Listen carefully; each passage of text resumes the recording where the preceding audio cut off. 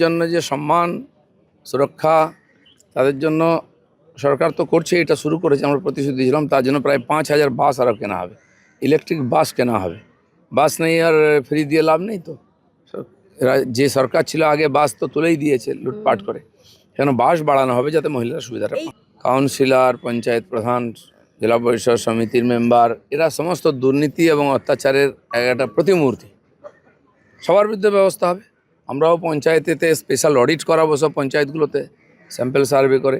সেখানে যে দোষী পাওয়া যাবে সে পঞ্চায়েত মেম্বার প্রধান থেকে আরম্ভ করে অফিসার থেকে বিডিও পর্যন্ত সব জায়গায় হাত পৌঁছবে গিয়ে। যারা একদিন একবার হিসাব করে দেখুন, মনমোহন সিংয়ের সময় থেকে আজ পর্যন্ত এই 12-15 বছরে কত গুণ দাম বেড়েছে। আর মাননীয় মোদীজি ক্ষমতায় আসার পর থেকেই বেড়েছে।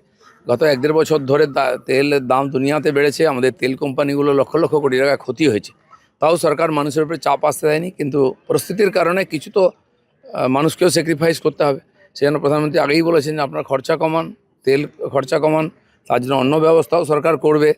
তো মিনিমাম যেটা না বাড়ালে নয়, তাহলে কোম্পানিগুলো